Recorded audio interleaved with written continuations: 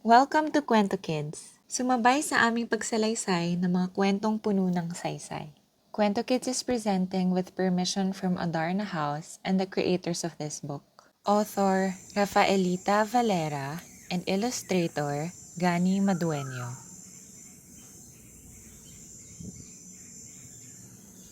Noong unang panahon, ang paglikha ni Tuhan sa daigdig. Sa dulong timog ng Pilipinas, may mga kababayan tayo na samal kung tawagin. Naniniwala ang mga samal na noong unang panahon, ang daigdig ay isang malawak na dagat.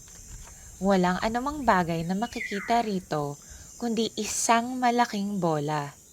Sa loob ng bola, nakatira ang bathalang si Tuhan.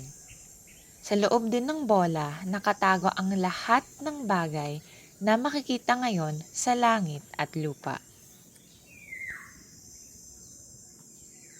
Isang araw, biniyak ni Tuhan ang bola. Nahati ang bola sa dalawa. Tumaas ang isang bahagi at naging langit. Ang bahaging naiwan sa dagat ay naging lupa.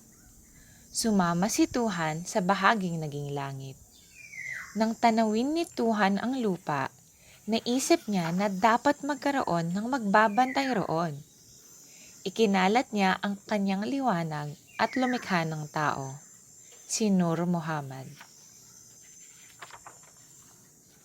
Sapagkat siya lamang ang nasa lupa, inakala ni Nur Muhammad na siya si Bathala.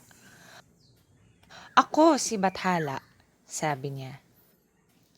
Nagkakamali ka, Nur Muhammad, sigaw ni Tuhan.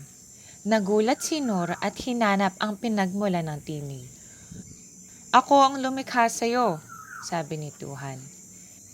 Hindi makapaniwala si Nur kaya hinamon niya si Tuhan. Sa galit, pinukol ni Tuhan ng kidlat si Nur Muhammad. Mula sa natunaw na katawan ni Nur Muhammad, lumabas ang buwan, araw at mga bituin. Nagkaroon ng hangin at ulap sa paligid. Pagkaraan, nagliparan ang mga ibon at kulisap. Nagtalunan ang mga isda sa dagat. Nagtakbuhan ang iba't ibang hayop sa lupa. Tumubo ang iba't ibang bulaklak at halaman. Ang daigdig ay naging isang makulay na hardin. Ganito nilikha ng bathalang si Tuhan ang daigdig ayon sa mga samal. Ang paglikha ni kabunian sa mga tao. Sa hilaga ng Pilipinas, may mga kababayan tayo na Ifugao kung tawagin. May kwento naman sila kung paano nilikha ni kabunian ang mga unang tao. Si kabunian ang bathala ng mga Ifugao. Malungkot si kabunian sapagkat walang mga tao sa mundo. Isang araw, nagpunta siya sa bundok ng Pulog upang lumikha ng tao. Lilikha ako ng tao para mangalaga sa kagandahan ng paligid, sabi ni kabunian.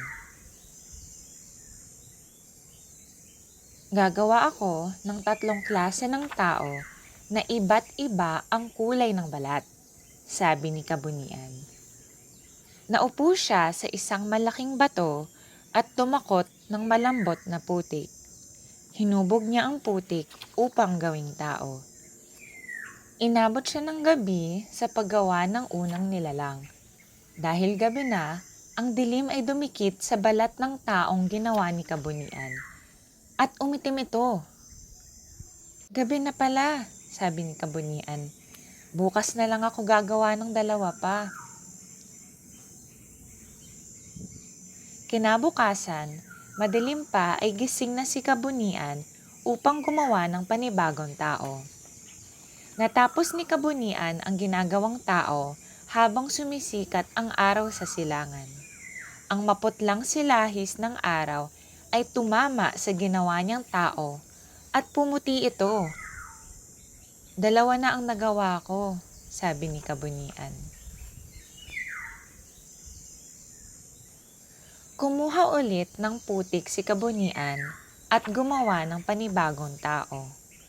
Mataas na ang araw nang matapos siya.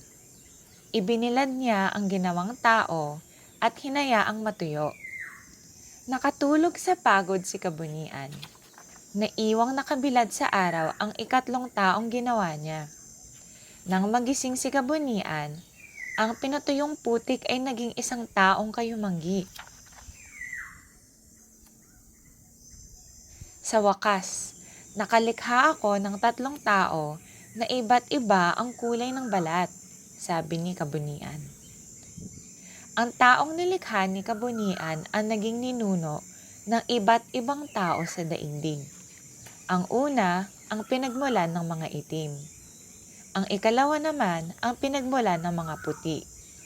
Ang huli, ang pinagmulan ng mga kayumanggi.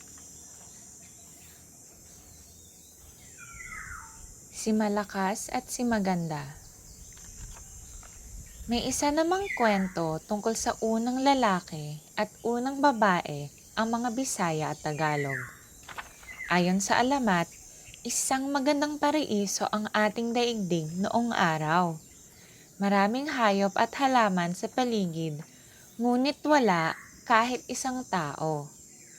Minsan, nagutom ang hari ng mga ibon. Nakakita siya ng gumagapang na butiki sa isang malaking kawayan. Nilapitan niya ang butiki para tukain. Nakarinig ng mga katok ang ibon mula sa loob ng kawayan.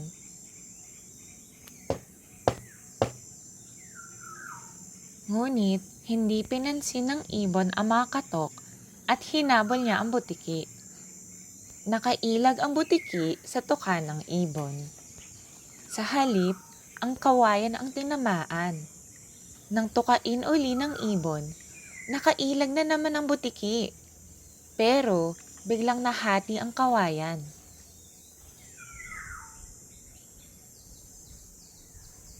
Nagulat ang ibon nang magsalita ang lalaki. "Ako si Malakas," sabi ng lalaki. Nagulat din ng ibon na magsalita ang babae. "Ako si Maganda," sabi ng babae.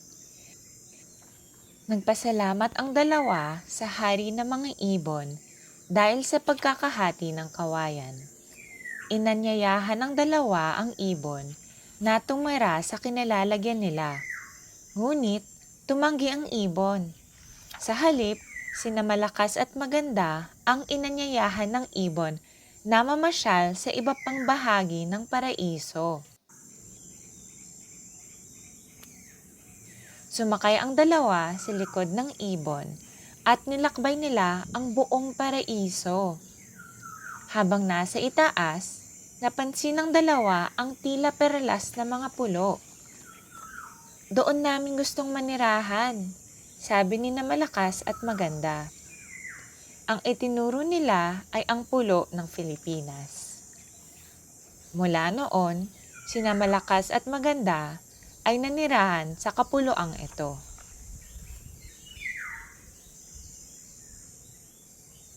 Thank you for spending your time with us today. We hope you have learned about our culture and people as we share more pieces of Philippine literature with you. You can also read Adarna House books online through buribooks.com, an extensive e-library of Adarna House books. Please don't forget to like this video, subscribe to our channel for more exciting tales, and share it with your friends and family who love reading and learning as well. Mabuhay ang pagbasa!